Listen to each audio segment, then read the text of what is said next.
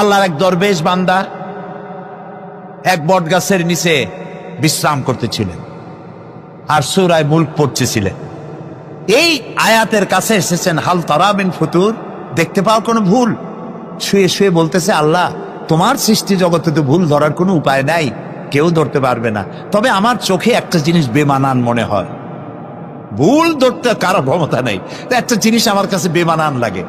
একা একা বলতেছে, সেটা হলো এই, তুমি তাল গাছ বানাইছো যেমন, তালও সেই রকম বড়, বেল গাছ যেমন বেলও বড়, নারকেল গাছ যেমন নারকেলটাও বড়, কিন্তু এত বড় বিরাট বট গাছ, ফল একেবারে এতটুকু এতটুকু, এইটা একটু বেমানান লাগতেছে। এই চিন্তা করতেছে দরবেশ সাহেব, হঠাৎ করে একটু বাতাস এসে গাছের ডাল আন্দোলিত হয়েছে, একটা আধা পাকা বটের ফল অনেক উঁচু থেকে ছিঁড়ে এসে দরবেশের নাকের উপরে পড়ছে, নাকটা জ্বলে উঠছে। দরবেশ সাহেব বলছে, আস্তাগফিরুল্লাহ, আল্লাহ এটা তো ফল না, এটা আমার চিন্তার জবাব। আমি চিন্তা করতেছি গাছ আনমান ফল হয় নাই, তাল গাছ যেমন ফল যেমন, বট গাছ যেমন ফল যদি ওই আকারে হইতো, ফলটা যে পজিশন নিয়ে আমার নাকে পড়ছে, এতে তো আমার নাকও যাইতো মাথাও যাইতো। সুতরাং আল্লাহ রাব্বুল আলামিন তার সৃষ্টি জগৎকে আপন কুদরত দিয়ে সুন্দর করে সৃষ্টি করেছেন। ভাগ্যবান তারা যে আল্লাহকে স্বীকার করে 5 ওয়াক্ত নামাজে আল্লাহকে সেজদা দেয়, সুবহানাল্লাহ। আর শিক্ষক নামের, শিক্ষিত নামের কলঙ্ক ওই সব মুসলমান যারা মুসলমানের ঘরে জন্মগ্রহণ করে নিজেকে নাস্তিক বলে পরিচয় দেয়, নিজেকে যারা বামপন্থী বলে পরিচয় দেয়। মুসলমান তা আবার বামপন্থী, আস্তাগফিরুল্লাহ। কোরআনে কারিমে আল্লাহ তাআলা বলেছেন, আসহাবুল ইয়ামিন আসহাবুশ শিমাল, ডানপন্থী আর বামপন্থী। রাসূলুল্লাহ বলেছেন, বাম হাতে খায় শয়তান, তোমরা বাম হাতে খাবা না। বাম দিকের কামটাই শয়তানের, বাম দিকে কাম কার? জোরে বলেন। এই জন্য রাস্তা দিয়ে হাঁটবেন, ডান দিক দিয়ে হাঁটেন, কিছু খাইবেন ডান দিক দিয়ে খান, কিছু শুরু করবেন ডান দিক দিয়ে করেন। মুসলমানের কাজ সব ডান, ডানপন্থীদের নেতা পয়গম্বরেরা সব ডানপন্থীদের নেতৃত্ব দিয়ে আল্লাহ রাব্বুল আলামিন কিয়ামতের দিন ডানপন্থীদের নিয়ে আল্লাহর নবীরা জান্নাতে চলে যাবে। আর বামপন্থীদের নেতা শয়তান, বামপন্থীদেরকে শয়তানের নেতৃত্ব দিয়ে সবগুলিকে জাহান্নামে নিয়ে যাবে। এই জন্য দেখবেন বামপন্থীদের যত নেতা আছে, একটা নেতাও মসজিদে যায় না, নামাজ পড়ে না। প্রিয় ভাই, সব কপাল পোড়া না হলে কোন মুসলমানের সন্তান বামপন্থী আন্দোলন করতে পারে না। হতভাগ্য, নিকৃষ্ট, জঘন্য। আল্লাহ এদেরকে হেদায়েত করুন, বলেন আমিন। জোরে বলেন আমিন। ওরা নামাজে নাই, রোজায় নাই, আল্লাহ নাই, রসুলে নাই, পরকালে নাই, মক্কায় নাই, মদিনায় নাই, ঠিক কিনা? আল্লাহ হেদায়েত নসিব করুন, বলেন আমিন। তাহলে 3টি পুঁজির কথা বলেছিলাম, তার মধ্যে প্রথম পুঁজি হলো আল্লাহর কি বিশ্বাস করতে দেখি? অস্তিত্বকে বিশ্বাস করা। এই অস্তিত্বের উপরে আমি আর আলোচনা করতে চাই না। আমরা বিশ্বাস করি আল্লাহ আছেন, ঠিক না? আচ্ছা, এবার প্রশ্ন করি, আল্লাহ আছেন, কোথায় আছেন? আচ্ছা, বুঝতে পারছি আপনাদের মধ্যে ইখতিলাফ হয়ে গেছে। কেউ বলছেন সব জায়গায়, কেউ বলছেন আরশে, কেউ বলছেন আকাশে। আর যারা বেশি বুদ্ধিমান তারা কোনো জবাব দেন নাই, চিন্তা করছেন কোনটা কইয়ে কোন জ্বালায় পড়ি। আল্লাহ রাব্বুল আলামিন কোথায় আছেন সেই প্রশ্ন আল্লাহ কি করা দরকার? আল্লাহ আপনি কোথায় আছেন, এই প্রশ্ন আমরা করার আগে আল্লাহ রাব্বুল আলামিন কোরআনে কারীমের মধ্যে জবাব দিয়ে দিয়েছেন, আর রাহমানু আলাল আরশি ইসতাওয়া। সুবহানাল্লাহ। বলে আল্লাহ সব জায়গায় আছেন, এ কথা ঠিক নয়। কেন ঠিক নয় সেটাও বুঝাই দেয়। সব জায়গা বলতে তার মধ্যে তো টয়লেটও আছে। সব জায়গা বলতে আরো বহুত খারাপ জায়গা আছে, আমি সে জায়গাগুলির নাম নিলাম না। তাহলে আল্লাহ কি সেসব জায়গা আছেন?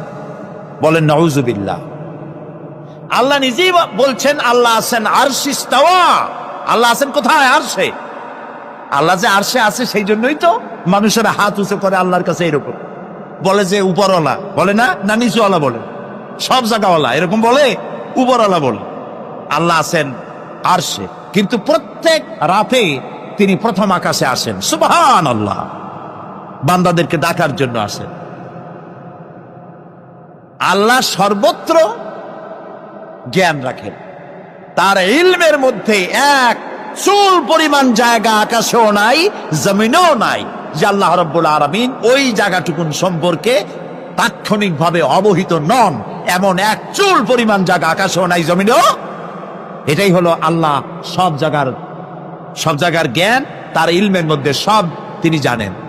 এ কথা একটি ছোট্ট আয়াতের মধ্যে এভাবে বলা হয়েছে, وَيَعْلَمُ مَا فِي الْبَرِّ وَالْبَحْرِ وَمَا تَسْقُطُ مِنْ وَرَقَةٍ إِلَّا يَعْلَمُهَا। এই পৃথিবীতে জমিনের ভিতরে কি হয়, সমুদ্রের অতল তলদেশে কি হয়, সব আমি জানি। এমনকি এই পৃথিবীর কোন একটি গাছের পাতা যদি পড়ে যায়, কোন দেশের কোন গাছের কোন পাতা পড়েছে সে খবর আমি আল্লাহর কাছে হয়ে যায়। এটি আমি বললাম, বানায় বললাম? এটি কোথায় আছে? তো আল্লাহ রাব্বুল আলামিন কোরআনে পরিষ্কার করে বলে যে একটা পাতার খবর যদি আল্লাহর কাছে হয়, তাহলে আমরা কোথায় কি করি তিনি টের পান না? অবশ্যই টের পান। এটি আমাদের মনে রাখতে হবে। তো আল্লাহ তাআলা, তার উপরে আমাদের বিশ্বাস হচ্ছে এই যে তিনি আরশে ইস্তাওয়া, আরশে আছেন, এবং তিনি না জানেন না দেখেন এমন কিচ্ছু নাই, না শোনেন এমন কিচ্ছু নাই। এমনকি সমুদ্রের অতল তলদেশে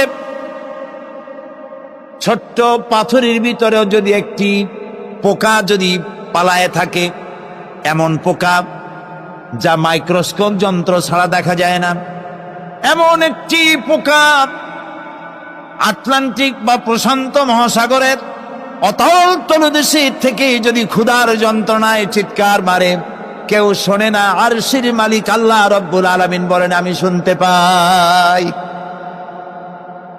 সুতরাং তিনি সব শুনতে পান, তিনি দেখতে পান, এবং সবকিছু তার নলেজে আছে। এ হচ্ছে আল্লাহর অস্তিত্বে বিশ্বাস। 2 নম্বরে আল্লাহর সিফাতে বিশ্বাস। 2 নম্বরে কি বলেন? সিফাত মানে কি? গুণ। বলেন কি? গুণাবলীতে বিশ্বাস। আল্লাহর নাম আল্লাহ, বলেন তো। আল্লাহ নয়, কিন্তু আল্লাহ হচ্ছে অশুদ্ধ, শুদ্ধ হচ্ছে আল্লাহ। বলার সময় মুখটা গোল হয়ে যাবে। বলেন তো, সবাই উচ্চারণ করেন আল্লাহ, আবার বলেন আল্লাহ, আবার বলেন আল্লাহ। সুবহানাল্লাহ, কি মধুর নাম, কি মজার নাম। কোন বান্দা যদি অন্তরের অন্তঃস্থল থেকে একবার যদি বলে আল্লাহ, আল্লাহ রাব্বুল আলামিন 70 বার সাড়া দিয়ে জিজ্ঞেস করেন বান্দা কি চাও, আমি শুনছি। আল্লাহ হচ্ছে ইসমে জাত, আর সিফাতি নাম হচ্ছে বাকি 98টা নাম। মোট ওয়ালাহুল আসমাউ হুসনা, আল্লাহ তাআলা রয়েছে পবিত্র নাম, অনেক নাম, 99টা নাম। কয়টা নাম? আল্লাহ হচ্ছে ইসমে জাত। এই যে আমরা অনেক সময় খোদা বলি, খোদার কসম, খোদার কিরা, খোদা হাফেজ বলি না আমরা? এই খোদা শব্দ যতটা সম্ভব এই শব্দ উচ্চারণ থেকে বিরত থাকা উচিত, কারণ আল্লাহর 99 নামের মধ্যে খোদা বলে কোনো শব্দ নাই। কেউ যদি 10 লক্ষ বার খোদা বলে, একবার আল্লাহ বলার সমান হবে না, হবে না। কেমন খোদা বলে আল্লাহ নিজের নামকে পরিচিত করেন নাই। আল্লাহর নাম হচ্ছে আল্লাহ, আল্লাহর নাম কি? আর বাকি হলো গুণবাচক নাম। তিনি রব, তিনি রাজ্জাক, তিনি ওয়াদুদ, তিনি জব্বার, তিনি কাহ্হার, তিনি রহমান, তিনি রহিম। এরকম আছে না নাম? সব গুণবাচক নাম। এই আল্লাহকে বিশ্বাস করতে হবে। 1 নম্বরে তার অস্তিত্ব, তিনি আছেন। 2 নম্বরে গুণ সহকারে বিশ্বাস করতে হবে। আমরা পানিকে বিশ্বাস করি সে চুবাইয়া ডুবাইয়া মারতে পারে, এই হিসাবে বিশ্বাস করি, ঠিক না? আগুনকে বিশ্বাস করি সে পোড়ায় মারতে পারে। সাপকে বিশ্বাস করি সে দংশন করলে আমি মরে যেতে পারি, ঠিক কিনা? এইভাবে প্রত্যেকটা জিনিসের গুণ সহকারে তাকে বিশ্বাস করতে হয়। সেই জন্য আল্লাহকে আল্লাহ আছেন এইটা শেষ কথা নয়, তার গুণ সহকারে তাকে বিশ্বাস করতে হবে। তিনি হচ্ছেন খেতে দেওয়ার মালিক, রাজ্জাক। মানে বলেন তো নামটা কি? রাজ্জাক মানে কি? রিজেক দাতা। কে রিজেক দাতা? এই জন্য রিজেক চাইতে হবে কার কাছে? আল্লাহর কাছে। কোনো অভাব অভিযোগের জন্য আমি কাউকে বলবো না আপনি আমারে খেতে দেন, আল্লাহর কাছে চাইতে হবে। চাইবো কার কাছে? আল্লাহর কাছে। খেতে দেওয়ার মালিক তিনি। আচ্ছা বলেন, এই পৃথিবীর মধ্যে মানুষেরা বেশি না হাতি, ঘোড়া, বাঘ, ভল্লুক, ময়না, টিয়া, মাছ, পাখি, পতঙ্গ, কীট এগুলো বেশি? কোনটা বেশি? আমরা বেশি না ওরা বেশি? ওরা বেশি। ওরা বেশি। এই যে অসংখ্য হাতি আছে পৃথিবীতে, হাতির পেট বড় না আমার পেট বড়? গন্ডারের পেট বড় না আপনার পেট বড়? কুমিরের পেট বড় না আপনার পেট বড়? আচ্ছা, এখন এই সব প্রাণীদেরকে কে খেতে দেন? আপনার আমার তো ব্যাংকে ডিপোজিট আছে, কম থাকুক বেশি থাকুক, গোলায় ধান আছে, চাউল আছে, বাড়িতেও আছে, আছে না? কিন্তু এই যে পাতিশিয়াল, ফক্স, পাতিশিয়াল চেনেন তো? চিনবেনই তো, সাংঘাতিক চালাকি উনি। এই পাতিশিয়াল কোন ব্যাংকের ম্যানেজারের কাছে গিয়ে বলছে যে ম্যানেজার সাহেব, এখন তো পৌষ মাস, আমি 10টা মুরগি চুরি করে আনছি, আমার নামে একটা অ্যাকাউন্ট খোলে, বৃষ্টির সময় যখন আমি চুরি করতে পারবো না তখন এগুলি উইথড্র করে আমি আমার পেট বাঁচাবো। এই কথা বলেই শিয়ালের নামে, বাঘের নামে কোন অ্যাকাউন্ট আছে ব্যাংকে? কোরআন শরীফে আল্লাহ তাআলা বলছেন এমন অনেক প্রাণী আছে পৃথিবীতে যারা তাদের রিজেক সংগ্রহ করে রাখে না। আল্লাহ বলেন আমি আল্লাহ তাদেরকে রিজেক দেই। কে দেয়?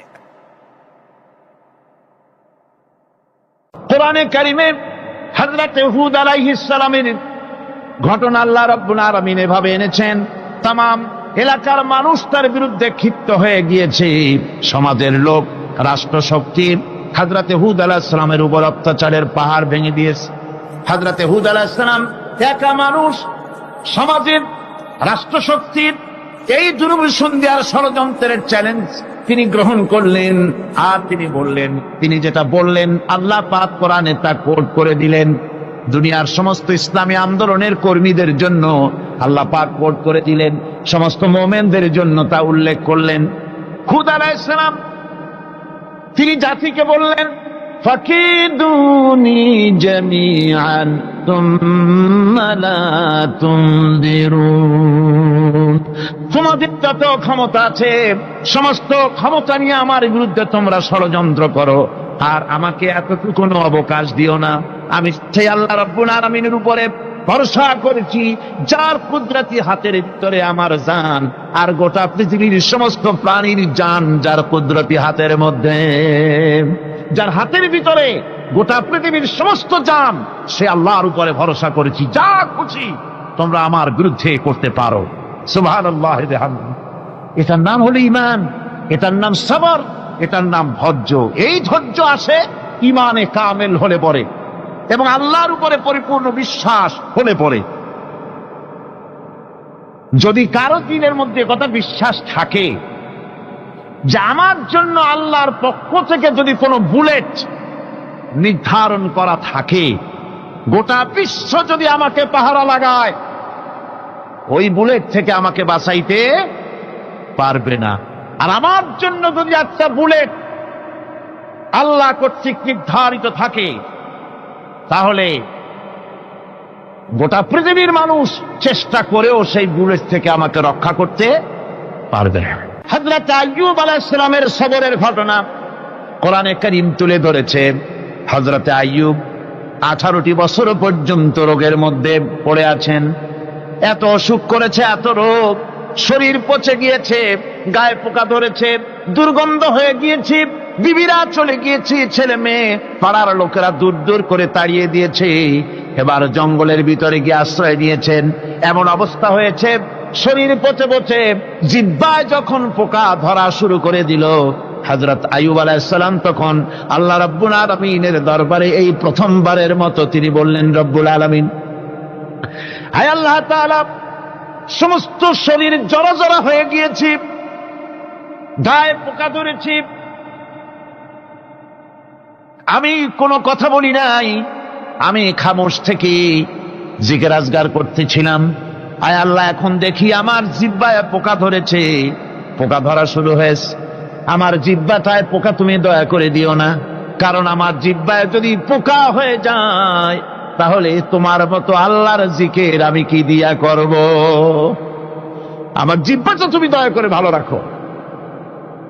কোরআনে কারীম বলছি, وَأَيُّوبَ إِذْ نَادَى رَبَّهُ أَنِّي مَسَّنِيَ الضُّرُّ وَأَنْتَ أَرْحَمُ الراحمين। স্মরণ করো সেই সময়ের কথা যখন আইয়ুব তার রবকে ডেকে বলেছিল, আমি অসুস্থ আর তুমি তো রহমান রহিম, দয়াময়। ভাষাটা দেখেন কি সুন্দর, এর থেকে কি আল্লাহরে আর কিছু বলা লাগে? আল্লাহ পাকের কাছে তিনি বলতেছেন, আল্লাহ আমি তো অসুস্থ, আমি তো অসুখ করেছে আমার, আর তুমি তো দয়াময় রহমান রহিম।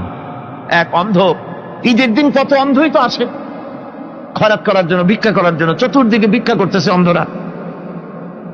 এক অন্ধ ঈদের গেটের কাছে দাঁড়ায় বলতেছে, ভাইরা আজ হচ্ছে ঈদের দিন আর আমি কিছু দেখতে পাচ্ছি না। এ বেশি পয়সা পাইল, মানুষের দিন তার প্রতি আকৃষ্ট হয়ে গেছে। আরে কি কথা, আজ ঈদের দিন, সকলে আনন্দ করছে আর আমি কিছুই দেখতে পাচ্ছি না। সে কিন্তু কিছু চায় নাই। ভাষার ভিতরে, কথা বলার ভিতরে এ ধরনের টেকনিক আছে। হযরত আইয়ুব আলাইহিস সালাম বললেন না যে আল্লাহ আমারে মাফ করে দাও, কষ্টের মধ্যে আছি। তিনি শুধু বলেছেন, রব্বুল আলামিন আমি অসুস্থ হয়ে পড়েছি, আমার অসুখ করেছে, আর তোমার নাম রহমান রহিম। এতটুকু কথা বলেছেন। আল্লাহ রাব্বুল আলামিনের দরজায়, তার দরবারে আইয়ুব আলাইহিস সালামের ডাক চলে গেছে। যায় নাই? কোন অসুবিধা আছে নাকি? কোন অসুবিধা নাই। পানির তলা দিয়া যদি কেউ ডাক দেয়, পাহাড়ের ভিতরে বসে যদি কেউ ডাক দেয়, আল্লাহ রাব্বুল আলামিন তা শুনতে পান। ইউনূস আলাইহিস সালাম মাছের পেটে বসে চিৎকার মেরেছিলেন, লা ইলাহা ইল্লা আনতা সুবহানাকা ইন্নী কুনতু মিনাজ জালিমিন। তিনি বলছিলেন, আয় আল্লাহ তাআলা আমি তোমার প্রশংসা করছি, তুমি ছাড়া উপাস্য নাই, মাবুদ নাই। আমি তোমার পবিত্রতা ঘোষণা করছি, আমি তো জালিমদের অন্তর্ভুক্ত হয়ে গেছি। বাস এতটুকুন কথাই বলেছেন। আল্লাহ পাক বলছেন, ইউনূসের ডাক তো কেউ শোনে নাই, পানির মধ্যে কেউ শোনে নাই, জমিনের কেউ শোনে নাই, মহাশূন্যের কেউ শোনে নাই, কিন্তু মাছের পেটের ভেতরে থেকে, গভীর অতল দরিয়ার তলদেশ থেকে মাছের পেটের ভিতরে বসে আমার ইউনূস যে ডাক দিল, ওই ডাক আমি আরশের মালিক আমি শুনতে পেয়েছি, আর সঙ্গে সঙ্গে জবাব দিয়েছি। ফাস্তাজাবনা লাহু ওয়া নাজ্জাইনাহু মিনাল গাম্মি ওয়া কাযালিকা নুজিল মুমিনিন। ডাকের সাড়া দিলাম, বিপদ দিয়া বাঁচায় দিলাম। শুধু ইউনূসের না, আল্লাহ পাক এ জায়গায় আবার ওয়াদা করলেন, দুনিয়ার যত মুমিন বান্দা আছে তারা যদি কখনো বিপদে পড়ে যায় আর আমারে যদি ডাকে, আমি এইরকম করে বিপদ থেকে বাঁচাইয়া দেব।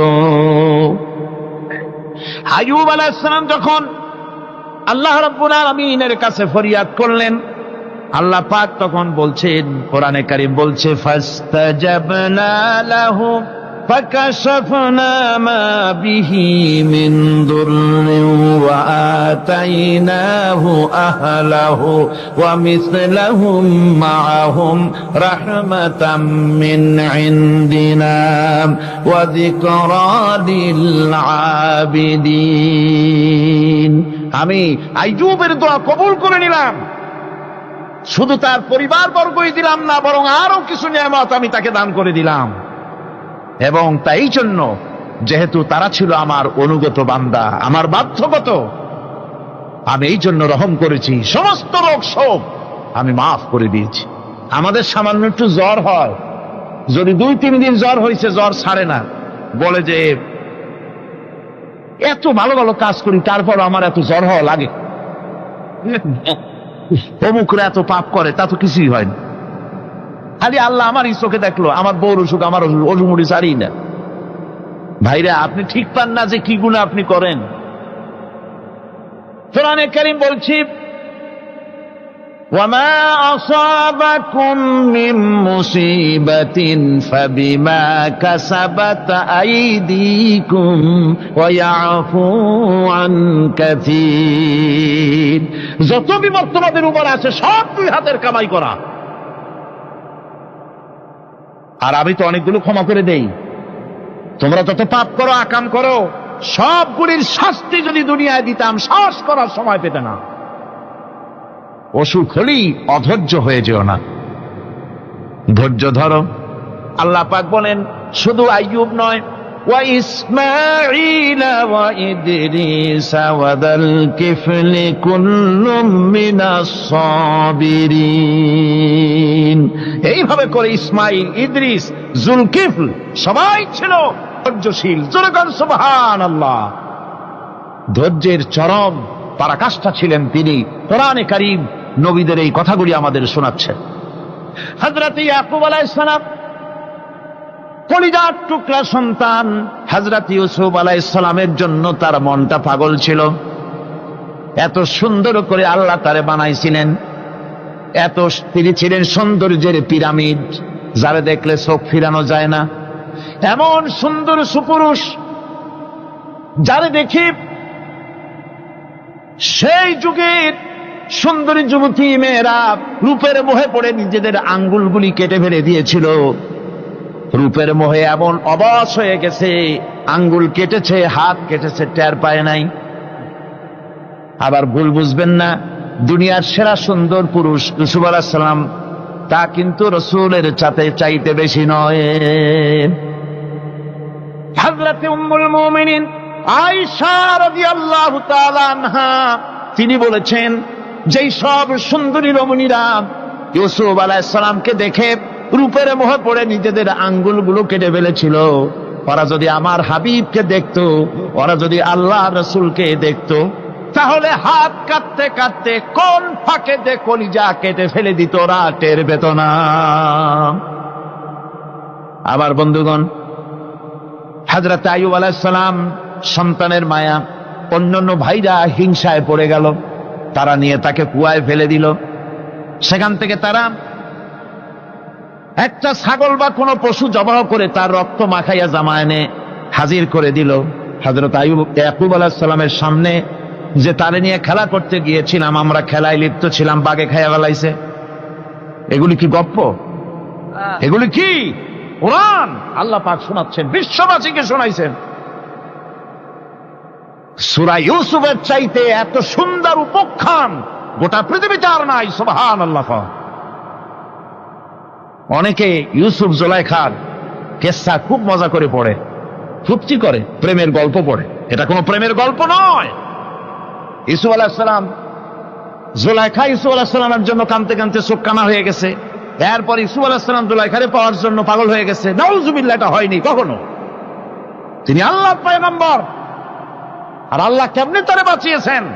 যখন জুলাইখা ঘরের ভিতরে সুন্দর করে যৌন উন্মাদনামূলক চিত্র অঙ্কিত করে ঘরের মধ্যে আটকায় দিয়েছে, তালা লাগায় দিয়েছে, আর নিজে যৌন উদ্দীপক কাপড় চোপড় পরেছে না পরার মতোই। সে যুগের সুন্দরী মেয়ে জুলাইখা। তার কুপ্রবৃত্তিকে চরিতার্থ করার জন্য আহ্বান করা হয়েছে। হযরত ইউসুফ আলাইহিস সালাম লক্ষ্য করে দেখলেন এমন জায়গা, এখান থেকে পালাবার তো পথ নাই, দরজা বন্ধ করে দিয়েছে। তিনি শুধু তখন কেবলমাত্র আল্লাহ রব্বুল আলামিনকে ভয় করলেন। আল্লাহকে ভয় করে আল্লাহর নাম নিয়ে যখন তালাবদ্ধ দরজার দিকে দৌড় দিয়েছেন, আল্লাহ রব্বুল আলামিন আপন কুদরতে তালাগুলি খুলে দরজা তার জন্য উন্মুক্ত করে দিলেন। ইউসুফ আলাইহিস সালামকে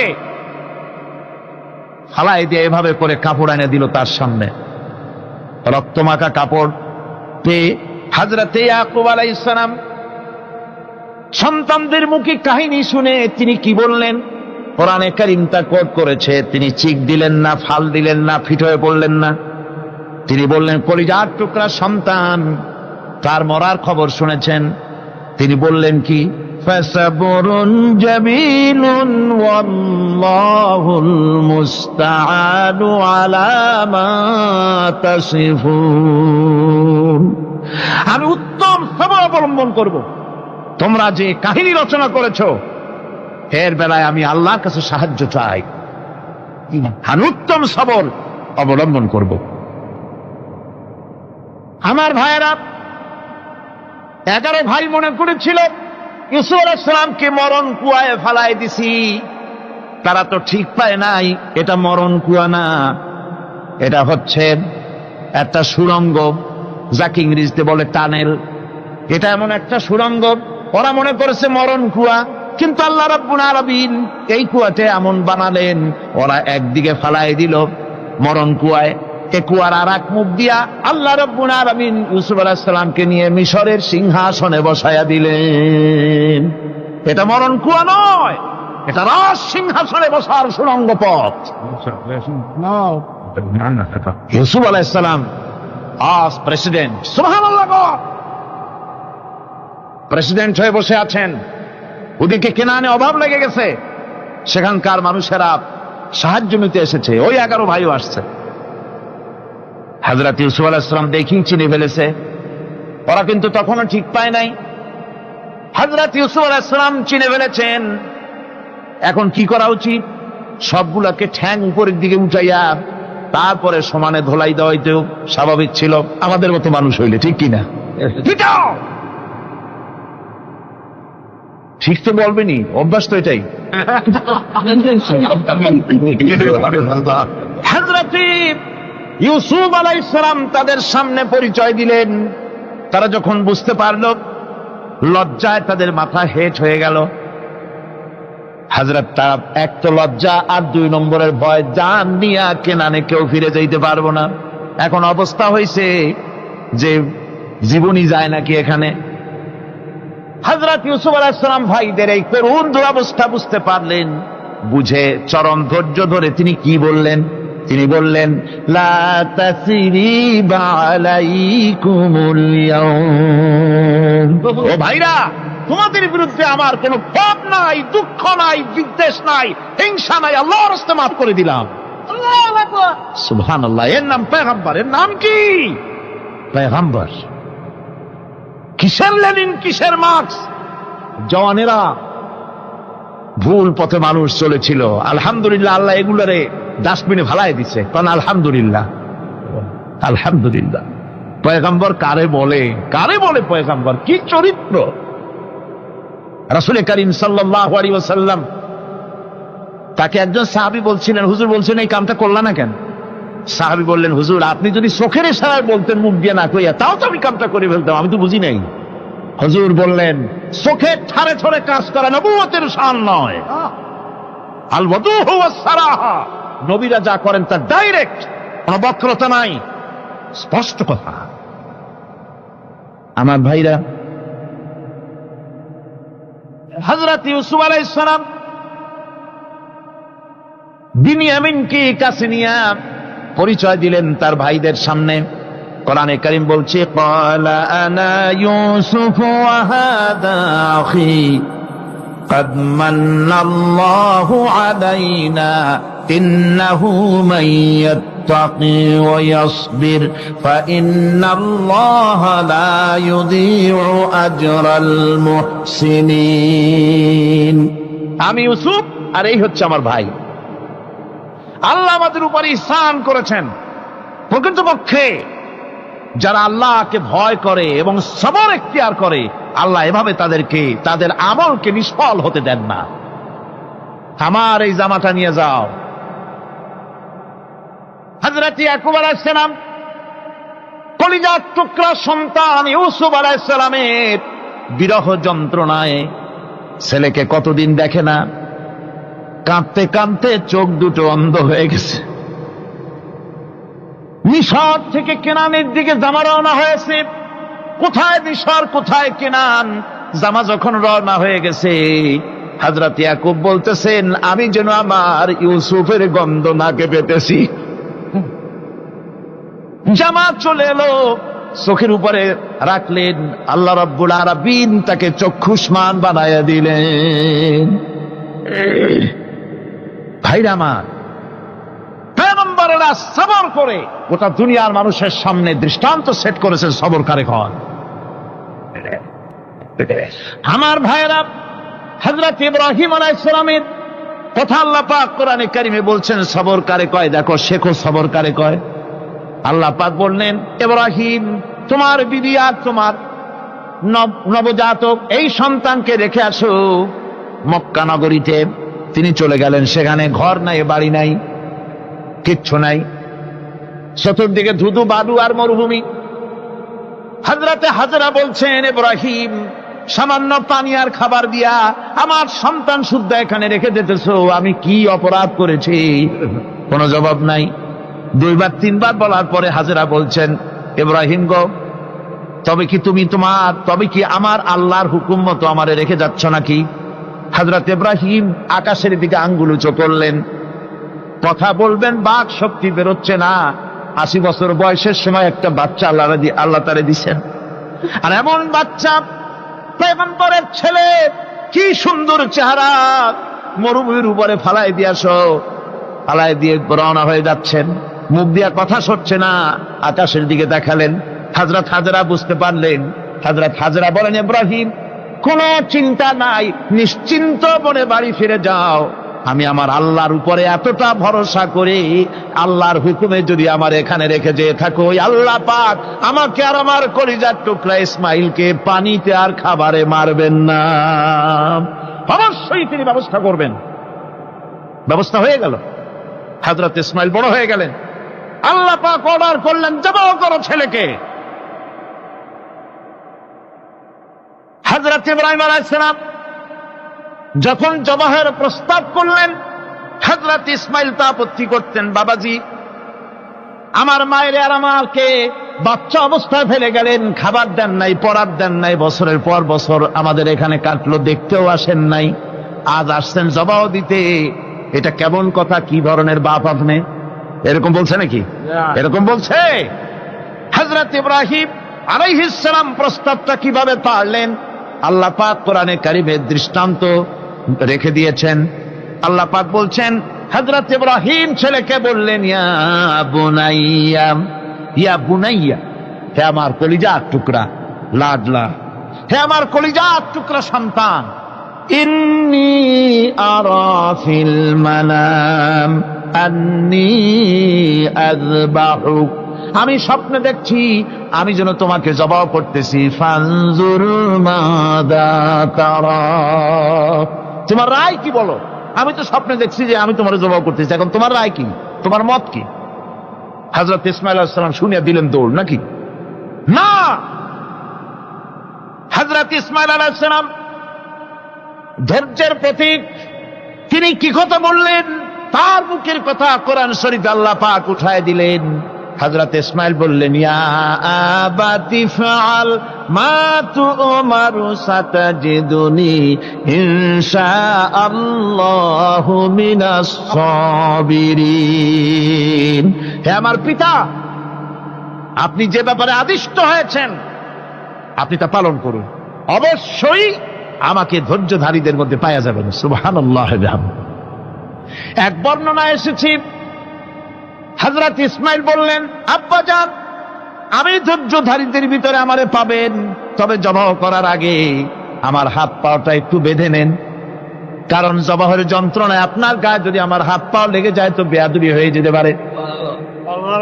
আর আমি মরে আমার জবাহ হয়ে যাওয়ার পর আমার রক্ত মাখা জামাটা নিয়া আমার মা হাজেরারে দিবেন, কারণ তাকে মা বলবার মতো আর তো কেউ নাই। হযরত ইব্রাহিম তাকে বাঁধবার জন্য প্রস্তুতি নিলেন। হযরত ইসমাঈল বলছেন, আব্বাজান, বাঁধবেন না, বাঁধার প্রয়োজন নাই। বলে, কেন? একবার বাঁধতে বললে আবার তুমি নিষেধ করছো কেন? ছেলে বলছেন, আব্বাজান, বাঁধবো না এই জন্যে, হয়তো কিয়ামতেই প্রশ্ন উঠতে পারে যে আল্লাহর হুকুমে রাজি ছিল না বলে হাত পা বাঁধা জবাহ করছে।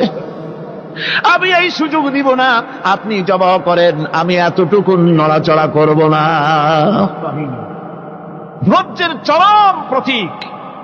হযরতে ইসমাঈল আলাইহিস সালাম দেখাই দিয়েছেন ধৈর্য কারে কয়।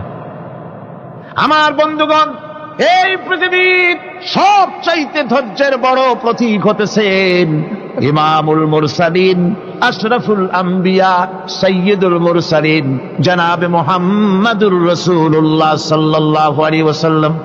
আমার বন্ধুগণ, সবচাইতে বড় ধৈর্যের প্রতীক তিনি। কাউকে একটা গালি দেন নাই জীবনে, কাউকে ঠাট্টা করেন নাই, কাউকে মারেন নাই, কারো মনে দুঃখ দেন নাই। তিনি দুঃখ পেয়েছেন, তিনি কাউকে দুঃখ দেন নাই। তিনি কষ্ট পেয়েছেন, কাউকে কষ্ট দেন নাই।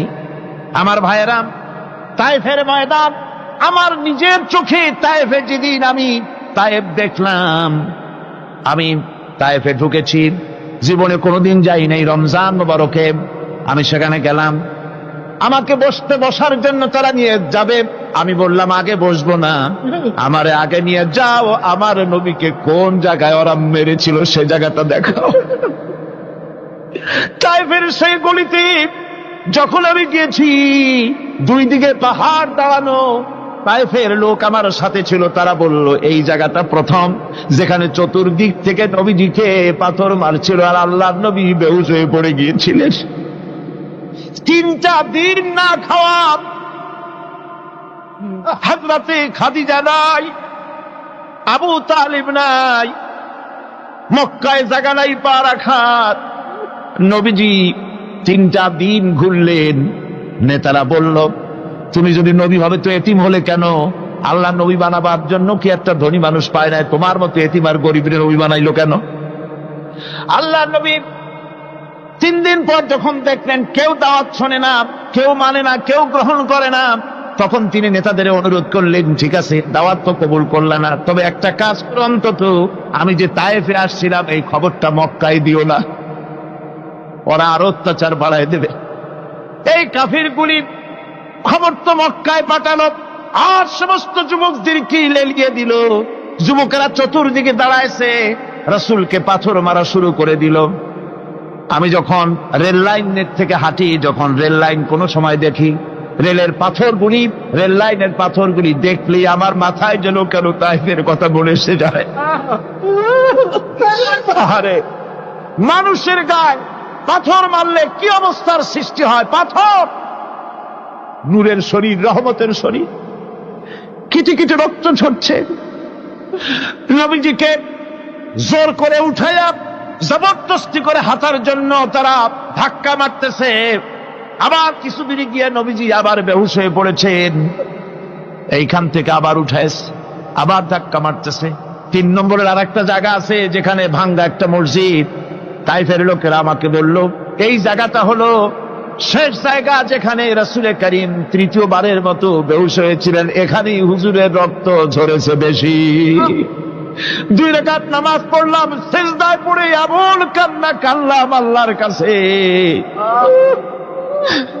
নবীজি যখন হুঁশ এসেছে, হযরতে জিবরাইল বলেন, ইয়া রাসূলুল্লাহ, আপনার এই কষ্ট দেখে ফেরেশতারা কাঁদতেছে, আপনি অনুমতি দিয়ে দেন এই 2 পাহাড়কে মিলাইয়া সমস্ত তায়েফবাসী কাফেরগুলি মাটির সাথে মিশাইয়া দেই।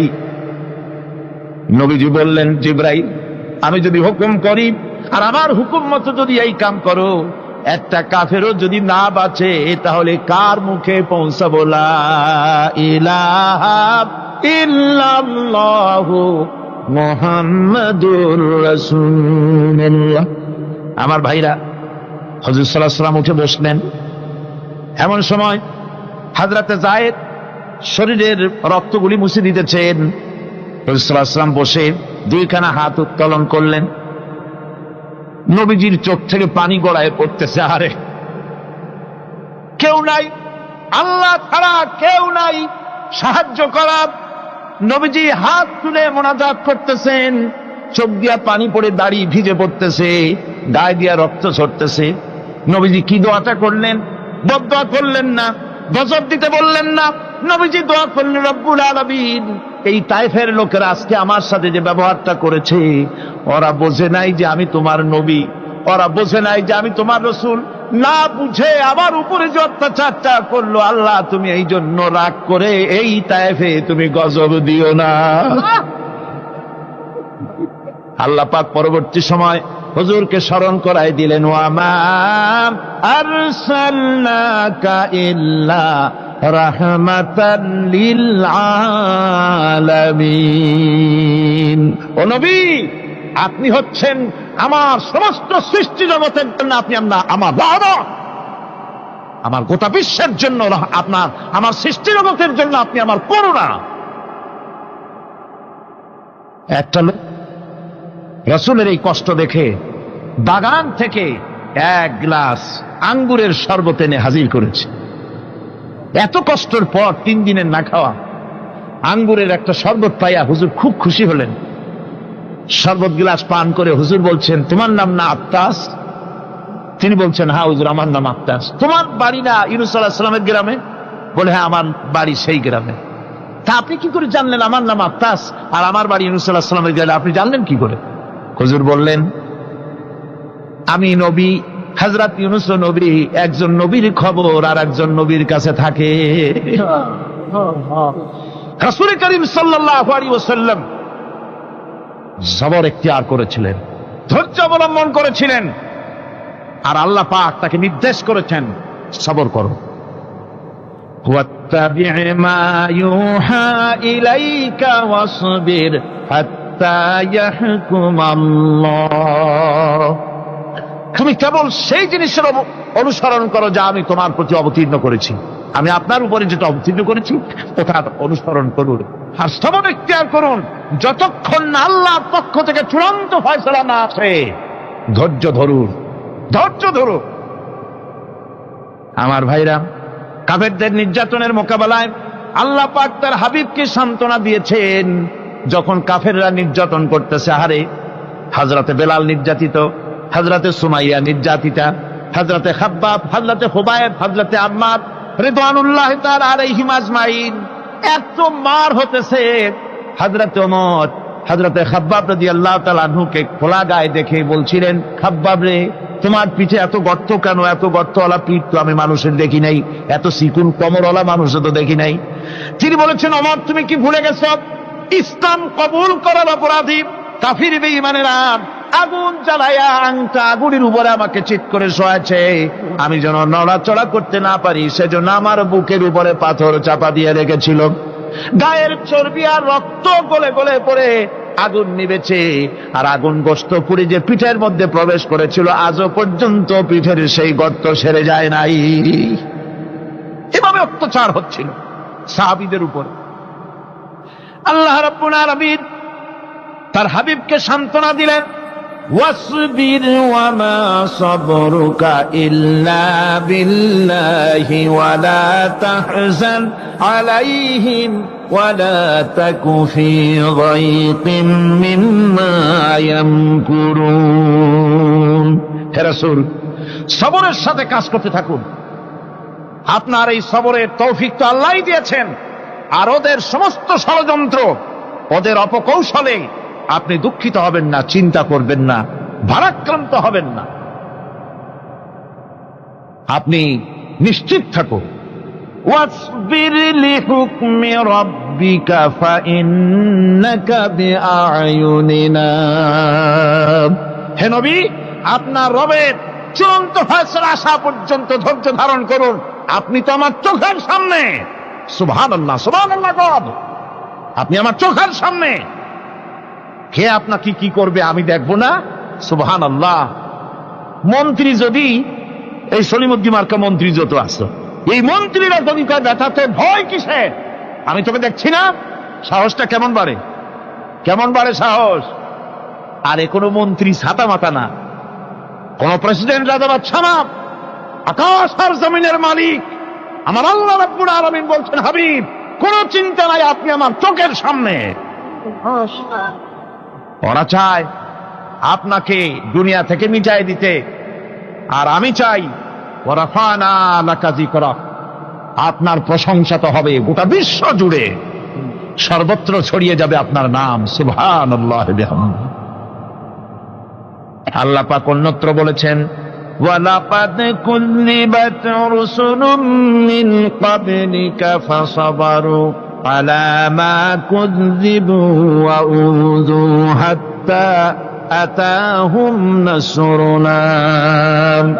হে মুহাম্মদ সাল্লাল্লাহু আলাইহি ওয়াসাল্লাম, আপনার পূর্বে অসংখ্য নবী রাসূল এই পৃথিবীতে আসছে এবং জুলুম আর নির্যাতনের শিকার তারা হয়েছেন। অবশেষে তাদের প্রতি আল্লাহর সাহায্য এসেছে। সুতরাং আপনাকেও ধৈর্য ধারণ করতে হবে। ধৈর্য ছাড়া কোনো পথ নাই। ধৈর্য আপনাকে ধারণ করতেই হবে। আর এই ধৈর্য ধারণ করলে পরে আল্লাহর চূড়ান্ত ফয়সালা আসবে, তখন আল্লাহ পাক মেহেরবানি করবেন। আমার ভাইরা, এই ধৈর্য পৃথিবীর সমস্ত পয়গম্বররা ধৈর্য অবলম্বন করেছেন, কখনো অধৈর্য হন নাই। দিন কায়েমের সংগ্রামে নবী রাসূলগণ দারুণ ভাবে সবর ইখতিয়ার করেছেন। বৃদ্ধবাদীদের সকল রকমের নির্যাতন, অপকৌশল, ষড়যন্ত্র, এই সব কিছু মোকাবেলা করেছেন ধৈর্যের নীতি অবলম্বন করি। কখনো ধৈর্যচ্যুতি তাদের মধ্যে ঘটেনি, বরং আল্লাহ রাব্বুল আলামিন তাদের প্রতি সন্তুষ্ট হয়েছেন।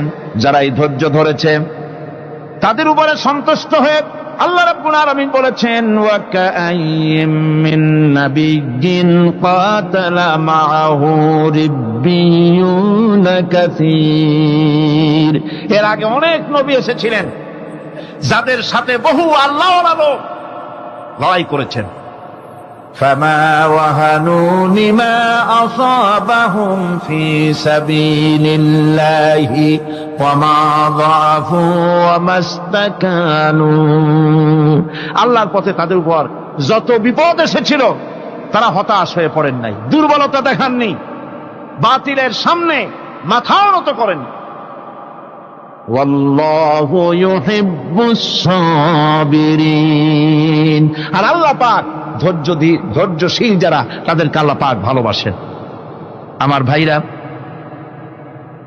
ধৈর্যের পরিচয় রাসূল করিম সাল্লাল্লাহু আলাইহি ওয়াসাল্লাম উহুদের ময়দানে যখন আক্রান্ত হয়ে গেলেন, চতুর্দিকে কাফেররা ঘিরে ধরেছে,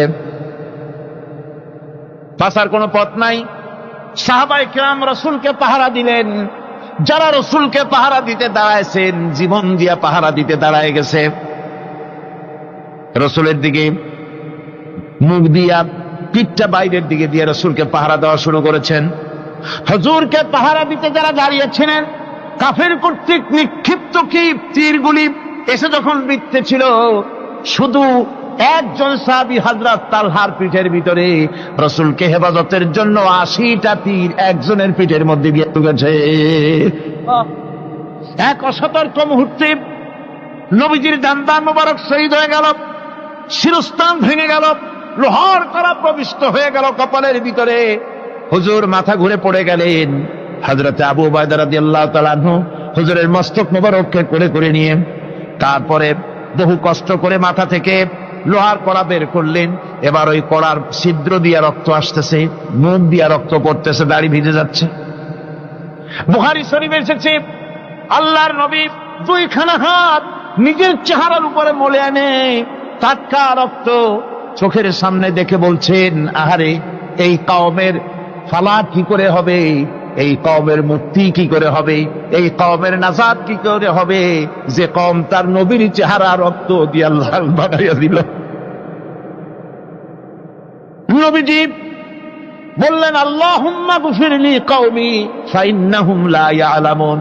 আয় আল্লাহ পাক, আমার এই কওম বুঝতে পারে না, ওদেরকে মাফ করে দাও। খবর ছড়িয়ে গেল নবীজি শহীদ হয়ে গিয়েছেন। খবর ছড়িয়ে গেল চতুর্দিকে, মদিনায় খবর ছড়িয়ে গেল।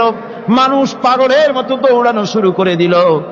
এক মেয়ে লোক দৌড়াচ্ছে উহুদের দিকে। কয়েকজন সাহাবীর সঙ্গে দেখা, তারা জিজ্ঞেস করলেন, দৌড়াও কেন? মহিলা, যাও কই? কয়, উহুদের দিকে যেতেছি। কয়, যায় তো কোনো লাভ নাই, যেহেতু তোমার যে স্বামী এসেছিলেন জিহাদের ময়দানে, তিনি তো শহীদ হয়ে গেছেন। মহিলা বলতেছে, কে শহীদ হয়েছে শুনতে চাই না, আগে বলো নবীজি কেমন আছেন। আবার কিছুক্ষণ পর আর কয়েকজনের সঙ্গে দেখা, তারা বলছে, মেয়ে লোক দৌড়াও কই? যাচ্ছি উহুদের দিকে। তারা বলছেন যে কোনো লাভ নাই, তোমার যে দুইটা কলিজার টুকরা সন্তান উহুদে এসেছিল, দুটোই শহীদ হয়ে গেছে। মা বলতেছে, ও সাহাবী, কে শহীদ হয়েছে শুনতে চাই না, তাড়াতাড়ি করে বলো আল্লাহর নবী মুহাম্মদ রাসূলুল্লাহ সাল্লাল্লাহু আলাইহি ওয়াসাল্লাম কেমন আছেন। দৌড়াতে দৌড়াতে উহুদের মাঠে সাহাবায়ে কেরাম পরিবেষ্টিত, আল্লাহর নবীর কাছে গিয়ে হুজুরের জীবিত চেহারা মোবারকের দিকে তাকায়া মেয়ে লোকটি কাঁদতেছে আর বলতেছে, ইয়া রাসূলুল্লাহ, আমার স্বামী মরা শোক, আমার কলিজার টুকরা দুইটা সন্তান মরা শোক আমার কলিজা থেকে মুছে গেছে, আপনি বেঁচে আছেন, তামাম মুসলমানদের চাইতে বড় সান্ত্বনার রায়। ভাইরা আমার, রাসূল করিম সাল্লাল্লাহু আলাইহি ওয়াসাল্লাম এভাবে করে ধৈর্যের পরিচয় দিয়েছেন। গালাগালি দেন নাই, রাগ করেন নাই, বদদোয়া করেন নাই। সুবহানাল্লাহ কোন, সুবহানাল্লাহ। ভাইরা আমার, এই সবর এমন মহান বৈশিষ্ট্য, এর মধ্যে রয়েছে জিহাদের ময়দানে যদি লোক কম হয় আর যদি তাদের মধ্যে সবর থাকে, বেশি সংখ্যক লোকের উপরে আল্লাহ পাক সবরকারীদেরকে বিজয়ী করে দিবেন। কোরআনে কারীমে রব্বুল আলামিন বলেন, কাম মিন ফিয়াতিন কালিলাতিন গালাবাত ফিআতান কাসীরাতাম বিইذনিল্লাহ ওয়াল্লাহু মা'আস সাবিরিন। এমন ঘটনার বহু নজির আছে যে কম সংখ্যক লোকেদের উপরে আল্লাহ পাক, বেশি সংখ্যক লোকেদের উপর আল্লাহ পাক কম সংখ্যক লোকদেরকে জয়ী করে দিয়েছেন। ওয়াল্লাহু মা'আস সাবিরিন, আর আল্লাহ আছে ধৈর্যশালীদের সাথে। আল্লাহ আছে কাদের সাথে? দেখেন না বদরের কামটা, বদরের ময়দান, 313 জন মুসলমান, অস্ত্রপাতি নাই, সামান্য সামান্য অস্ত্র, আর কাফেরেরা এসছে হাজারেরও বেশি। আমার বন্ধুগণ, ধৈর্যের কত বড় কাম দিল, ধৈর্য ধারণ করেছেন তারা, আল্লাহর উপরে ভরসা করেছেন। আল্লাহ রাব্বুল আলামিন অস্ত্রের কাজ কি দিয়া করায় দিলেন। একজন সাহাবী এসে বলছেন, হুজুর, জিহাদের ময়দান, ইসলামের প্রথম জিহাদ, আমার কাছে তো অস্ত্র নাই, মেহেরবানি করে একটা অস্ত্র আমারে দেন, আমি লাফায় পড়ি জিহাদের মধ্যে। হুজুর বলেন, অস্ত্র তো আমার কাছে নাই, দিবটা কি? সাহাবী বলছেন, হুজুর, অস্ত্র না থাকে যা পারেন তাই দেন, আপনার হাত দিয়ে যা দিবেন আমি দাঁড়ায় থাকতে পারবো না, জিহাদে আমাকে শরীক হতেই হবে। নবীজি কাছে পেলেন একখানা শুকনা খেজুরের ডালখানা তুলে সাহাবীর হাতে তুলে দিলেন। সাহাবী বলেন, রাসূলের হাতের দেওয়া শুকনা খেজুরের ডালটা নিয়ে আমি যখন কাফেরদের ভিড়ের মধ্যে ঝাঁপায় পড়ে যখন শুকনা খেজুরের ডাল দিয়ে আঘাত দিলাম, তখন ধারালো তরবারে দিয়ে আঘাত করলে যে কাম হয়, শুকনা খেজুরের ডালের আঘাতে কাফের দ্বিখণ্ডিত হয়ে জমিনে পড়ে গেল। ভাইরা আমার, আল্লাহ রাব্বুল আলামিন সবর যারা করে, সংখ্যা যদি কম হয়, আল্লাহ পাক তাদেরকে বিজয়ী করে দেবেন, এই ওয়াদা আল্লাহ রাব্বুল আলামিন করেছেন। এই সবরের গুণ ছাড়া জান্নাতেও প্রবেশ করা যাবে না। সবর যদি না থাকে বেহেশতে যাওয়া যাবে না। ভালো করে মনে রাখেন, আল্লাহ পাক বলছেন, আম্মা হাসিবতুম আন তাদখুলুল জান্নাতা ওয়া লাম্মা ইয়া'লামিল্লাহুল্লাযীনা জাহাদু মিনকুম ওয়া ইয়া'লামাস সাবিরিন। তোমরা কি মনে করেছো এমনি বেহেশতে চলে যাবা? এটা কি মামু বাড়ির আবদার নাকি? এমনি বেহেশতে চলে যাবা? অথচ আল্লাহ রাব্বুল আলামিন এখনো দেখেন নেননি যে তোমাদের মধ্যে কারা জিহাদ করতে প্রস্তুত, কারা তোমাদের মধ্যে জিহাদ করে জান দেওয়ার জন্য প্রস্তুত, আর কারা ধৈর্যধারী, এটা তো আল্লাহ এখনো দেখে নেন নাই। সুতরাং হক এবং বাতিলের সংগ্রামে লিপ্ত হতে হবে। আল্লাহ দেখতে চান কারা জীবন দিতে চায়। সুতরাং ইসলামী আন্দোলনে যারা শরীক হবে, তাদের বিপদ এবং মুসিবত দিয়ে আল্লাহ রাব্বুল আলামিন তাদের সাহসিকতা এবং ধৈর্যের পরীক্ষা নিবেন। কোরআনে কারীম বলছে, وَلَنَبْلُوَنَّكُمْ حَتَّى نَعْلَمَ الْمُجَاهِدِينَ مِنكُمْ وَالصَّابِرِينَ وَنَبْلُوَ أَخْبَارَكُمْ। অবশ্যই আমি তোমাদেরকে পরীক্ষার সম্মুখীন করব, আর তোমাদের মধ্যে সত্যিকার মুজাহিদ, দৃঢ়তা অবলম্বনকারী কারা, আমি তা দেখব। এটা যেন আমি দেখে নিতে পারি, সেই জন্য আমি বিপদ এবং মুসিবতের মধ্যে তোমাদের ফেলবো। ধৈর্যধারীদের উপরে আমার রহমত অবশ্যই থাকবে। খবর এমন এক সম্পদ যা ধারণ করলে পরে আল্লাহ রাব্বুল আলামিন রাষ্ট্রীয় ক্ষমতা দান করে দেন। কোন সুবহানাল্লাহ, জোরে কোন সুবহানাল্লাহ। ধৈর্য ধারণ করলে আল্লাহ রাষ্ট্রের মতো বিরাট নিয়ামত আল্লাহ হাতে তুলে দিবেন। তার প্রমাণ কোরআন শরীফ আল্লাহ বলছেন, বনি ইসরাইলরা মিশর থেকে যখন বহিষ্কার হয়ে গেল, তাদের যখন পা রাখার কোনো জায়গা থাকলো না, বনি ইসরাইলরা মিশর থেকে যখন বহিষ্কার হয়ে গেল, এরপরে আল্লাহ পাক তারা যখন ধৈর্য অবলম্বন করলো, আল্লাহ পাক তাদের ব্যাপারে বলছেন, ওয়া আওরাসনাল কওমাল্লাযীনা কানু ইউসতাদআফুনা মাশারিকাল আরদি ওয়া মাগারিবা আল্লাতী বারাকনা ফিহা।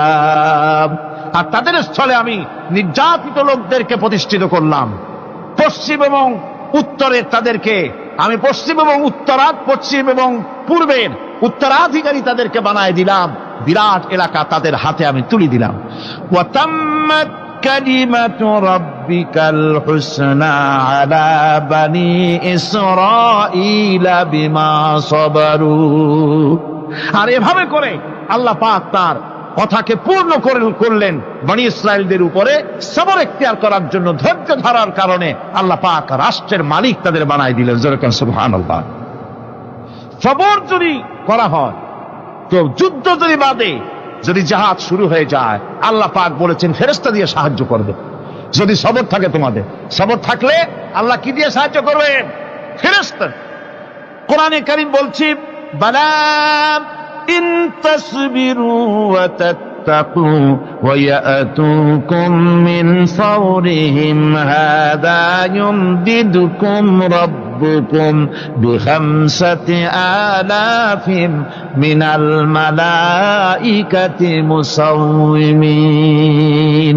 হ্যাঁ, তোমরা যদি ধৈর্য অবলম্বন করো আর আল্লাহকে ভয় করে চলো, তাহলে এক্ষুনি আল্লাহ রাব্বুল আলামিন তোমাদের জন্য কাতারে কাতারে শৃঙ্খলাবদ্ধ 10,000 ফেরেশতা দিয়ে তোমাদেরকে সাহায্য করবেন। সুবহানাল্লাহ।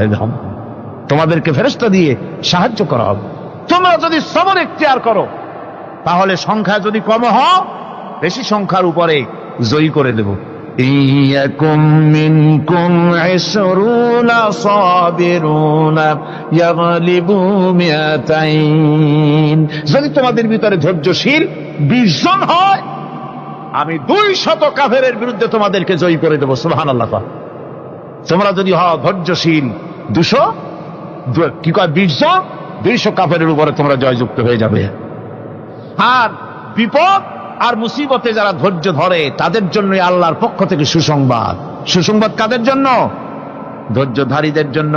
কোরআনে কারীম বলছে, ওয়াবাশশিরিস সাবিরিনাল্লাযীনা ইযা আসাবাতহুম মুসিবাতুন ক্বালু ইন্না লিল্লাহি ওয়া ইন্না ইলাইহি রাজিউন।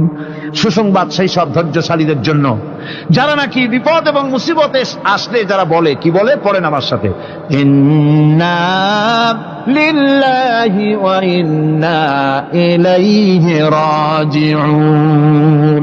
এটা শুধু আমাদের লোকেরা কেউ মরলে পড়ে, এটা শুধু মরার সময় নয়, বরং যে কোনো বিপদ আর মুসিবত এলে মোমেন বান্দা যারা, তারা কি পড়বে? ইন্না লিল্লাহি ওয়া ইন্না ইলাইহি রাজিউন।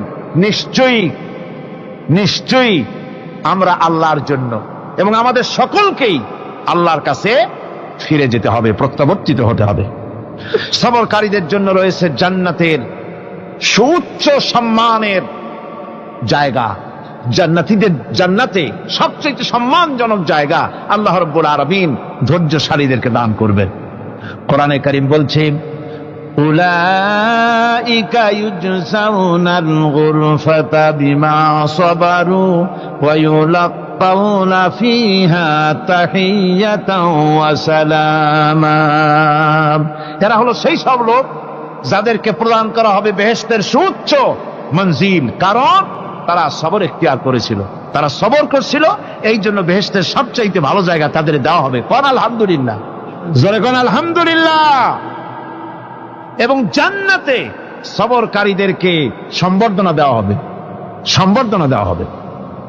খালিদিনা ফিহা হাসুনাত মুস্তাকাররান ওয়া মুকামা, চিরদিন তারা জান্নাতের ভেতরে বসবাস করবে এবং কতই না সুন্দর, কতই না উত্তম জায়গা সবরকারীদের জন্য আল্লাহ বেহেশতের মধ্যে রেখে যাবেন। জান্নাতে প্রবেশ করার সাথে সাথে চতুর্দিক থেকে ফেরেশতারা ছুটে আসবে সবরকারীদের জন্য। ওয়াল মালাইকাতু ইয়াদখুলুনা আলাইহিম মিন কুল্লি বাব, চতুর্দিক থেকে ফেরেশতারা তাদেরকে ইস্তেকবাল করবে। কি বলবে? সালামুন আলাইকুম বিমা সাবারতুম ফানি'মা উকবাদ-দার, তোমাদের প্রতি শান্তি বর্ষিত হোক, কারণ তোমরা পৃথিবীতে সবর অবলম্বন করেছিল। কতই না উত্তম জায়গা, কতই না সুন্দর জায়গা আল্লাহ রাব্বুল আলামিন সবরের বিনিময় তোমাদেরকে দান করেছেন। সুতরাং এই সবর হচ্ছে মুসলমানদের জন্য সবচেয়ে বড় নিয়ামত। আজ আমার তো মনে হয় পৃথিবীতে মুসলমানরাই সবচেয়ে বেসবর। ট্রেনে যাবে বসা নিয়ে বেসবর, টিকিট নিয়ে বেসবর, বাসের মধ্যে বেসবর, বাজারে যাবে বেসবর, স্কুলে যাবে বেসবর, যেখানে যান সব জায়গায় আমরা বেশি অধৈর্য, ঠিক কিনা কর? সামান্য সামান্য জিনিস নিয়ে ঝগড়া করা, মারামারি করা, এই হচ্ছে আমাদের ট্র্যাডিশন। ধৈর্য অবলম্বন করতে হবে জীবনের সকল ক্ষেত্রে, এই ধৈর্য আমাদেরকে রক্ষা করতে হবে। এই ধরনের ধৈর্য যদি আমরা অবলম্বন করতে পারি তাহলে আল্লাহ পাক বলছেন উলাইকাল্লাযীনা সাদাকু ওয়া উলাইকা হুমুল মুত্তাকুন, এরাই হলো ঈমানের দাবিতে সত্যবাদী। কোন আলহামদুলিল্লাহ। কারা কারা? না না, শুধু সবরকারী না, এই যে 10টা পয়েন্ট বলা হলো, কয়টা পয়েন্ট বলা হয়েছে? 10টি পয়েন্ট।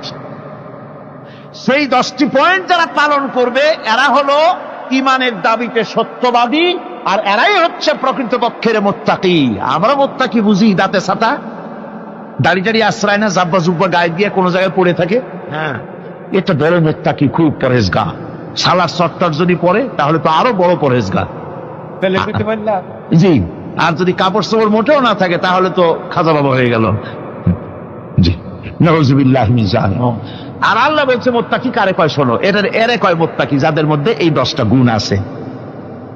এই 10টি সত্য যদি সম্পাদন করতে পারি, যদি আমল করতে পারি, জীবন ধন্য হয়ে যাবে। সেই 10টি কথা আমি আবার আপনাদের স্মরণ পটে তুলে দিতে চাই, প্যাকেট করে পকেটে উঠাই দিতে চাই, যেন বাড়ি নিয়ে যেতে পারেন। 1 নম্বর হচ্ছে 10টি পয়েন্টের 1 নম্বর আল্লাহর প্রতি ঈমান। 1 নম্বরে আল্লাহর প্রতি ঈমান, 2 নম্বরে পরকালের প্রতি ঈমান, 3 নম্বরে ফেরেশতাদের উপর ঈমান, 4র্থ নম্বরে কিতাবের প্রতি ঈমান, 5ম নম্বরে নবীদের প্রতি ঈমান, 6ষ্ঠ নম্বরে সহায় সম্বলহীন নিকটবর্তী আত্মীয়, ইয়েতিম, মিসকিন, প্রবাসী, মুসাফির, সাহায্য প্রার্থী, এদেরকে মুক্ত করার জন্য এদেরকে সাহায্য প্রদান করা, 7 নম্বরে নামাজ প্রতিষ্ঠা করা, 8 নম্বরে যাকাত আদায় করা, 9 নম্বরে ওয়াদা পালন করা, 10 নম্বরে সবর এখতিয়ার করা। কয়টা হইল?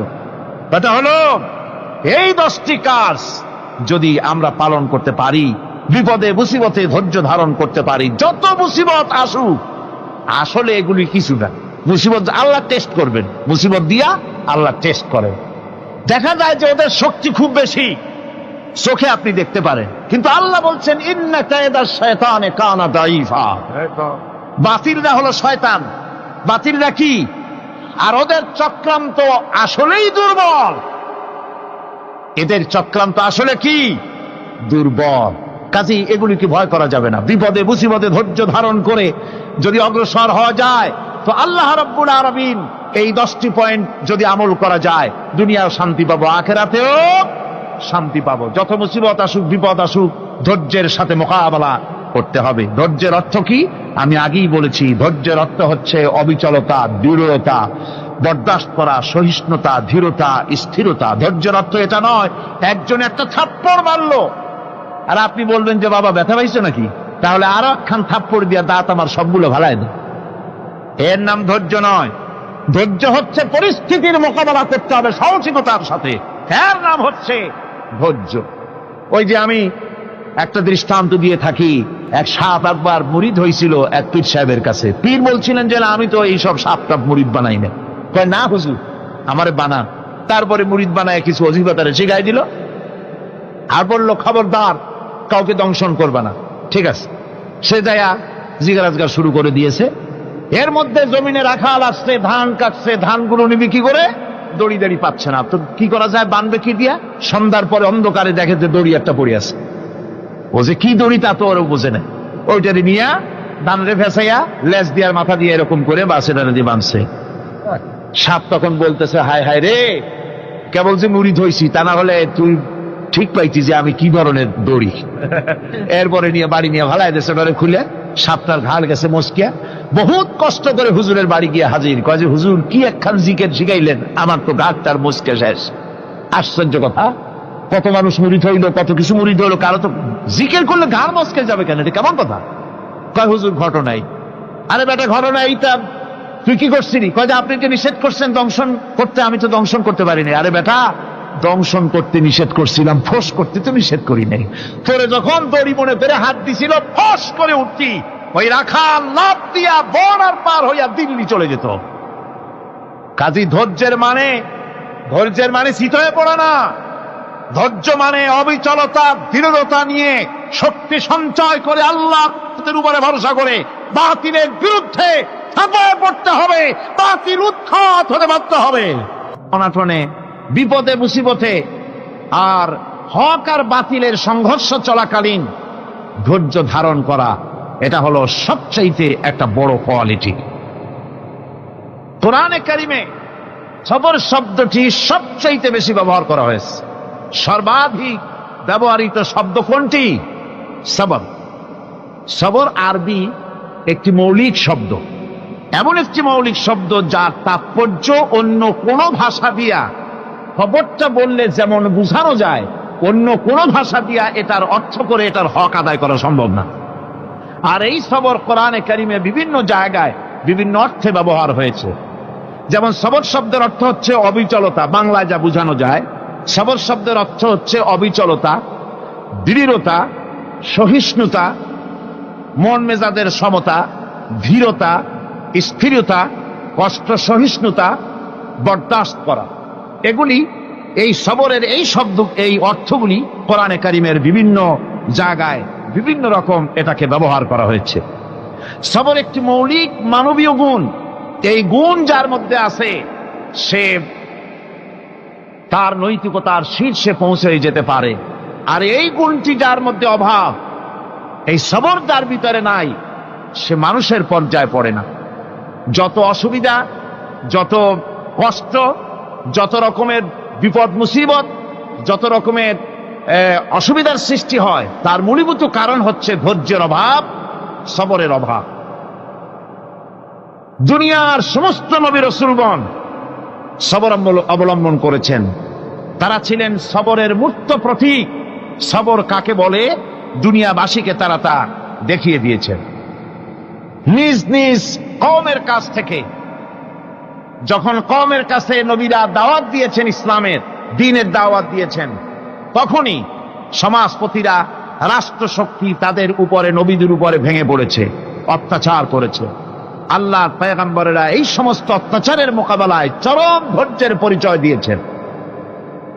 কোরআনে কারিমে উল্লেখ করা হয়েছে, অত্যাচারের মোকাবেলায় আম্বিয়ায়ে কেরাম যা বলেছেন সেটা হলো এই, ওয়ামা লানা আল্লা নাতাওয়াক্কালা আলাল্লাহি ওয়া ক্বাদ হাদানা সুবুলানা। আল্লাহ পাক বলেন, পয়গম্বরেরা বলেছেন আমরা আল্লাহর উপরে ভরসা করব না, তো কার উপরে ভরসা করব? তিনি তো আমাদেরকে সঠিক পথ দেখিয়েছেন, সঠিক রাস্তা আমাদের দেখিয়েছেন, সুতরাং তার উপরেই তো আমরা ভরসা করব। وَلَنَصْبِرَنَّ عَلَى مَا آذَيْتُمُونَا وَعَلَى اللَّهِ فَلْيَتَوَكَّلِ الْمُتَوَكِّلُونَ। তোমরা আমাদের যে সব কষ্ট দাও, পীড়ন দাও, সেজন্য আমরা ধৈর্য অবলম্বন করব। তোমরা আমাদেরকে কষ্ট দিচ্ছ, আমরা ধৈর্য অবলম্বন করব। আর ভরসা করব কেবলমাত্র তার উপরে যে আল্লাহ রাব্বুল আলামিন আমাদেরকে নবী করে পাঠিয়েছেন। সেই ভরসা করতে হলে সেই আল্লাহর উপরেই তো ভরসা করা উচিত। আমরা সেই আল্লাহর উপরে ভরসা করে আছি। তোমাদের যত খুশি আমাদের বিরুদ্ধে ষড়যন্ত্র করো, আমাদেরকে অত্যাচার করো। কোরআনে কারিমে হযরত হুদ আলাইহিস সালামের ঘটনা আল্লাহ রাব্বুল আলামিন এভাবে এনেছেন, তামাম এলাকার মানুষ তার বিরুদ্ধে ক্ষিপ্ত হয়ে গিয়েছে। সমাজের লোক, রাষ্ট্রশক্তি হযরত হুদ আলাইহিস সালামের উপর অত্যাচারের পাহাড় ভেঙে দিয়েছে। হযরত হুদ আলাইহিস সালাম একা মানুষ, সমাজের রাষ্ট্রশক্তির এই দুর্বিসন্ধির ষড়যন্ত্রের চ্যালেঞ্জ তিনি গ্রহণ করলেন। আর তিনি বললেন, তিনি যেটা বললেন আল্লাহ পাক কোরআনে তা কোট করে দিলেন। দুনিয়ার সমস্ত ইসলামী আন্দোলনের কর্মীদের জন্য আল্লাহ পাক কোট করে দিলেন, সমস্ত মুমিনদের জন্য তা উল্লেখ করলেন। হুদ আলাইহিস সালাম তিনি জাতিকে বললেন, ফাকিদুনি জামিআন তুম্মা লা তুনদিরুন। তোমাদের যত ক্ষমতা আছে সমস্ত ক্ষমতা নিয়ে আমার বিরুদ্ধে তোমরা ষড়যন্ত্র করো, আর আমাকে এতটুকু অবকাশ দিও না। আমি সেই আল্লাহ রাব্বুল আলামিনের উপরে ভরসা করেছি, যার কুদরতি হাতের ভিতরে আমার জান, আর গোটা পৃথিবীর সমস্ত প্রাণীর জান যার কুদরতি হাতের মধ্যে। যার হাতের ভিতরে গোটা পৃথিবীর সমস্ত জান, সে আল্লাহর উপরে ভরসা করেছি। যা খুশি তোমরা আমার বিরুদ্ধে করতে পারো। সুবহানাল্লাহ ওয়া বিহামদিহি। এটার নাম হলো ঈমান, এটার নাম সবর, এটার নাম ধৈর্য। এই ধৈর্য আসে ঈমানে কামেল হলে পরে এবং আল্লাহর উপরে পরিপূর্ণ বিশ্বাস হলে পরে। যদি কারো দিনের মধ্যে কথা বিশ্বাস থাকে যে আমার জন্য আল্লাহর পক্ষ থেকে যদি কোনো বুলেট নির্ধারণ করা থাকে, গোটা বিশ্ব যদি আমাকে পাহারা লাগায়, ওই বুলেট থেকে আমাকে বাঁচাইতে পারবে না। আর আমার জন্য যদি একটা বুলেট আল্লাহ কর্তৃক নির্ধারিত থাকে, তাহলে গোটা পৃথিবীর মানুষ চেষ্টা করেও সেই বুলেট থেকে আমাকে রক্ষা করতে পারবে না। এটার নাম হচ্ছে ঈমান। এই ঈমান যখন মানুষের মধ্যে সৃষ্টি হয়ে যায়, তখন সে বিপ্লবী শক্তিতে পরিণত হয়ে যায়। তার কাছে ভয় বলে কোনো জিনিস থাকে না, যেহেতু সে তো ভরসা করেছে এমন শক্তির কাছে যার চাইতে প্রচন্ড ক্ষমতা আকাশেও কারো নাই, জমিনেও। তিনি কে? জোরে চিল্লায় বলেন, তিনি কে? আমার বন্ধুগণ, রাসূল করিম সাল্লাল্লাহু আলাইহি ওয়াসাল্লাম হিজরতের রাতে সূর পাহাড়ের গারে সওরের কাছে যখন চলে গেছেন, ফজরে রক্ত হয়ে হয়ে আসতেছে। হযরত আবু বকর রাদিয়াল্লাহু তাআলা আনহু বলছেন, হে আল্লাহর রাসূল, এখন আর অগ্রসর হওয়া ঠিক হবে না, বেলা উঠে গেলে ধরা পড়ে যাব। এখানে গুহা আছে, ভিতরে প্রবেশ করি।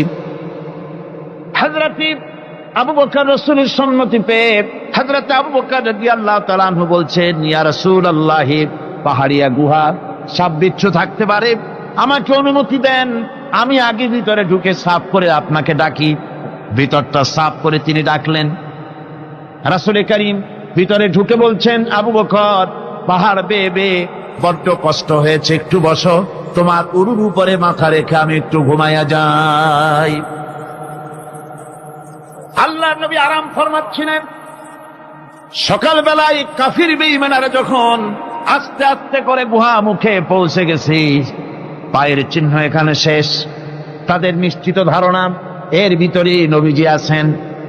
বলছে, বেরিয়ে আসো। একজন বলে নাই, আর একজন বলে আছে। এভাবে তাদের মধ্যে দ্বিমত হয়ে গেল। হযরত আবু বকর বলছেন, ইয়া রাসূলুল্লাহ, আমরা তো ধরা পড়ে গেছি, আমাদের তো আর উপায় নাই। এ গুহাটা এতই অগভীর, শুয়ে যদি হাঁটু উঁচু করা যায় উপর থেকে দেখা যায়, বসলে পরে মাথা দেখা যায়, ধরা তো পড়ে গেছি, উপায় নাই। আল্লাহর নবী তখন তার হাবিব, তার বন্ধুকে কি বললেন? বিশ্ববাসীর জন্য আল্লাহ পাক কোরআনে তা উঠায় দিলেন। নবীজি তার বন্ধুকে ডেকে বললেন, লা তাহজান ইন্নাল্লাহা মা'ানা। ও আমার সাথী, কোনো চিন্তা করো না, ভয় পেও না, শঙ্কিত হয়েও না। আমরা মাইনরিটি নই, আমরাই মেজরিটি, কারণ আল্লাহ রাব্বুল আলামিন আমাদের সাথে আছেন। সুবহানাল্লাহ।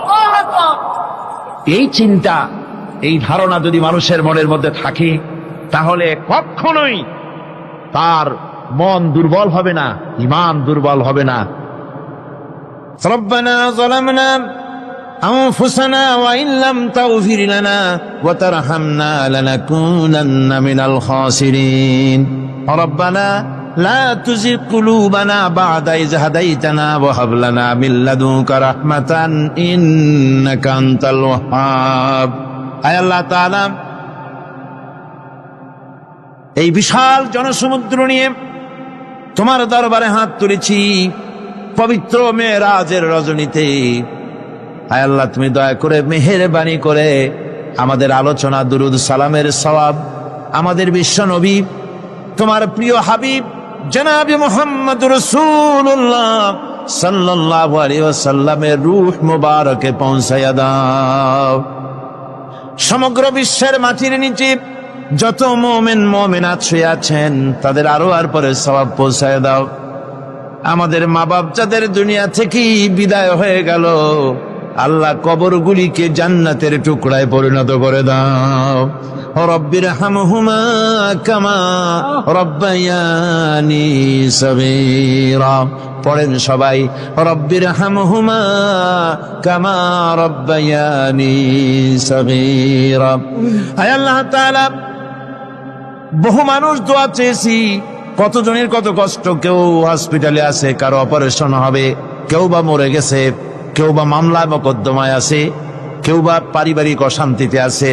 আল্লাহ, যিনি যেই নিয়তে দোয়া চেয়েছে মেহেরবানি করে সেই নেক নিয়ত তোমার দরবারে কবুল করে নাও। বিপদগ্রস্ত লোকগুলির বিপদ থেকে বাঁচাইয়া দাও।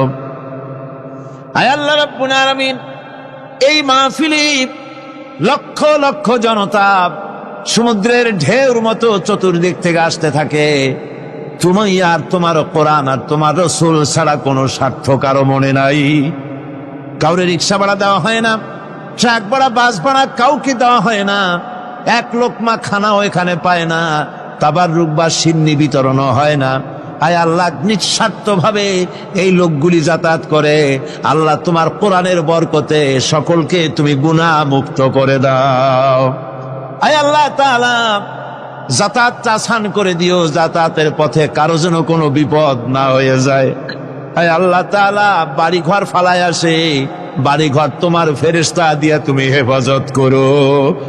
রব্বুল আলামিন, মা বোনেরাও কষ্ট করে আসে, আল্লাহ তুমি দয়া করে এ মাহফিলে যারা শরীক হয়, এ মাহফিলে, কোরআনের মাহফিলে শরীক হওয়ার কারণে তোমার কাছে একটা দাবি করি। দাবিটা হলো, মেহেরবানি করে সব মানুষকে তোমার কাবা ঘর দেখাও। যারা উপস্থিত হয়েছে সকলকে তোমার হাবিবের রওজায় গিয়া সালাম দেওয়ার তৌফিক দাও। রব্বানা তাকাব্বাল মিন্না ইন্নাকা আনতাস সামিউল আলিম ওয়া তুব আলাইনা ইন্নাকা আনতাত তাওয়াবুর রহিম।